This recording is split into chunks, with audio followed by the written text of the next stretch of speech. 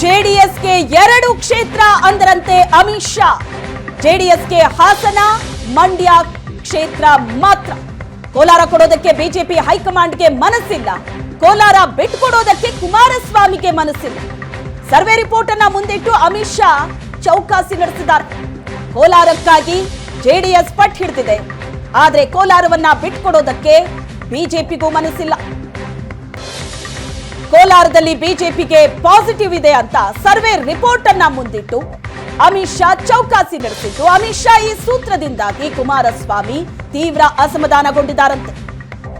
ಗ್ರಾಮಾಂತರದ ಮಂಜುನಾಥ್ ನಿಮ್ಮದೇ ಅಭ್ಯರ್ಥಿ ಅಂತ ಅಮಿತ್ ಶಾ ಹೇಳಿದ್ದಾರೆ. ಮಾಧ್ಯಮಗಳ ಮುಂದೆಯೂ ಕೂಡ ಮಾತನಾಡ್ತಿಲ್ಲ ಎಚ್ಡಿಕೆ, ಮೌನಕ್ಕೆ ಜಾರಿದ್ದಾರೆ. ಈ ಬಗ್ಗೆ ಹೆಚ್ಚಿನ ಡೀಟೇಲ್ಸ್ ಕೊಡ್ತಾರೆ ನಮ್ಮ ಪ್ರತಿನಿಧಿ ಸುರೇಶ್, ನ್ಯೂಸ್ ಡೆಸ್ಕ್ ಇಂದ ಸಂಪರ್ಕದಲ್ಲಿದ್ದಾರೆ. ಸುರೇಶ್, 4 ಕ್ಷೇತ್ರಗಳಿಗೆ ಬೇಡಿಕೆ ಇಟ್ಟಿದ್ದಂತಹ ಜೆಡಿಎಸ್ ಈಗ 2 ಕ್ಷೇತ್ರಗಳಿಗೆ ತೃಪ್ತಿ ಪಟ್ಕೋಬೇಕಾಗಿದೆ. ಒಂದು ಕಡೆ ಕೋಲಾರ, ಈ ಕಡೆ ಜೆಡಿಎಸ್ ಕೋಲಾರ ಕ್ಷೇತ್ರವನ್ನ ಬಿಟ್ಕೊಡೋದಕ್ಕೆ ಮನಸ್ಸು ಮಾಡ್ತಾ ಇಲ್ಲ, ಆದ್ರೆ ಮತ್ತೊಂದು ಕಡೆ ಬಿಜೆಪಿ ಕೂಡ ಆ ಕ್ಷೇತ್ರವನ್ನ ಬಿಡುತ್ತಾ ಇಲ್ಲ.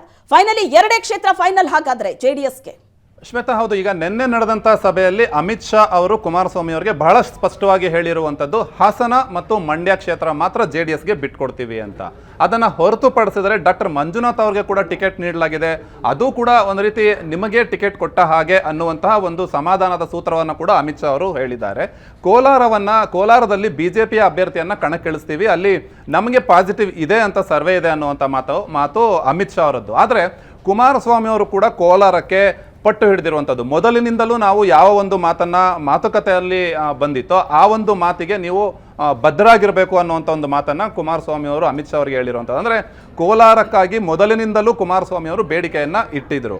ಒಂದು ಕಡೆ ಸರ್ವೆಯಲ್ಲಿ ಬಿಜೆಪಿಗೆ ಪಾಸಿಟಿವ್ ಇದೆ ಅಂತ ಯಾವ ರೀತಿ ಅಮಿತ್ ಶಾ ಅವರು ಹೇಳ್ತಾ ಇದ್ದಾರೋ, ಕುಮಾರಸ್ವಾಮಿ ಅವರ ವಾದ ಏನು ಅಂದರೆ ಕೋಲಾರದಲ್ಲಿ ನಮ್ಮ 3 ಜನ MLAಗಳಿದ್ದಾರೆ, ಅಂದರೆ JDS ಆ ಭಾಗದಲ್ಲಿ ಸ್ಟ್ರಾಂಗ್ ಇದೆ ಅನ್ನುವಂಥದ್ದು. ಹಳೆ ಮೈಸೂರು ಭಾಗದಲ್ಲಿ ಸಹಜವಾಗಿ JDSನ ಸಾಂಪ್ರದಾಯಿಕ ಮತಗಳಿದೆ, ಹಾಗಾಗಿ ನಾವು JDSಗೆ ಕೋಲಾರವನ್ನು ಬಿಟ್ಕೊಡೋದಕ್ಕೆ ಕೇಳ್ತಾ ಇದ್ದೀವಿ. ಅದನ್ನು ಹೊರತುಪಡಿಸಿ ಬಿಜೆಪಿಯ ಕ್ಷೇತ್ರಗಳನ್ನು ನಾವು ಕೇಳೋದಕ್ಕೆ ಸಾಧ್ಯ ಇಲ್ಲ. ಹಾಗಾಗಿ ಈ ಭಾಗದ ಹಳೆ ಮೈಸೂರು ಭಾಗದ ಈ ಕ್ಷೇತ್ರಗಳಿಗೆ ನಾವು ಪಟ್ಟು ಹಿಡಿತಾ ಇದ್ದೀವಿ, ಬೇಕೇ ಬೇಕು ಅನ್ನುವಂಥ ನಿಟ್ಟಿನಲ್ಲಿ ಕುಮಾರಸ್ವಾಮಿ ಅವರು ಅಮಿತ್ ಶಾ ಅವರ ಬಳಿ ಮಾತುಕತೆಯನ್ನು ಮಾಡಿರುವಂಥದ್ದು. ಒಟ್ಟಿನಲ್ಲಿ ಹೇಳೋದಾದರೆ ಕೋಲಾರವನ್ನು ಬಿಟ್ಕೊಡೋದಕ್ಕೆ ಬಿಜೆಪಿಯ ಹೈಕಮಾಂಡ್ ಸಿದ್ಧ ಇಲ್ಲ, ಇತ್ತ JDS ಕೂಡ ಈ ಒಂದು ವಿಚಾರದಲ್ಲಿ ಸೋಲನ್ನು ಒಪ್ಕೊಳ್ಳೋದಕ್ಕೆ ತಯಾರಿಲ್ಲ. ಹಾಗಾಗಿ ಏನಾಗುತ್ತೆ ಅನ್ನುವಂಥದ್ದು ಇನ್ನೊಂದು 2-3 ದಿನಗಳಲ್ಲಿ ಏನು ಬಿಜೆಪಿಯ ಪಟ್ಟಿ ಬಿಡುಗಡೆ ಆಗುತ್ತೆ, ಆ ಸಂದರ್ಭದಲ್ಲಿ ಸ್ಪಷ್ಟ ಆಗಬಹುದು. ಅಮಿತ್ ಶಾ ಅವರು ಮತ್ತೊಂದು ಕಡೆ ಈ ರೀತಿ ಸಮಾಧಾನ ಮಾಡೋದಕ್ಕೆ ಪ್ರಯತ್ನ ಪಡ್ತಿದ್ದಾರೆ. ಡಾಕ್ಟರ್ ಮಂಜುನಾಥ್ ಅವರಿಗೆ ನಾವು ಟಿಕೆಟನ್ನು ಕೊಟ್ಟಿದ್ದೇವೆ, ಗ್ರಾಮಾಂತರದಿಂದ ಅವರನ್ನು ಗೆಲ್ಲಿಸ್ಕೊಂಡು ಬರುವಂಥ ಜವಾಬ್ದಾರಿ ನಮ್ಮದು, ಅದು ಕೂಡ ನಿಮ್ಮ JDS ಅಭ್ಯರ್ಥಿಯ ರೀತಿಯಲ್ಲೇ ಅಲ್ಲವೇ ಅನ್ನುವಂಥ ನಿಟ್ಟಿನಲ್ಲಿ ಅಮಿತ್ ಶಾ ಅವರು ಕೂಡ ಒಂದು ಸಂಧಾನದ ಸೂತ್ರವನ್ನು ಕುಮಾರಸ್ವಾಮಿ ಬಳಿ ಹೇಳ್ತಾ ಇದ್ದಾರೆ.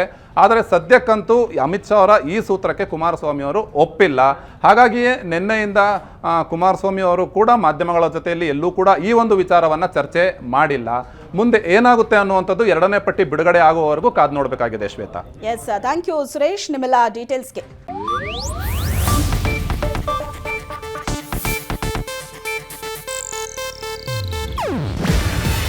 ಇದು ಏಷ್ಯಾನೆಟ್ ನ್ಯೂಸ್ ನೆಟ್ವರ್ಕ್ ಪ್ರಸ್ತುತಿ. ನೀವು ನೋಡ್ತಿದ್ದೀರಾ ಏಷ್ಯಾನೆಟ್ ಸುವರ್ಣ ನ್ಯೂಸ್.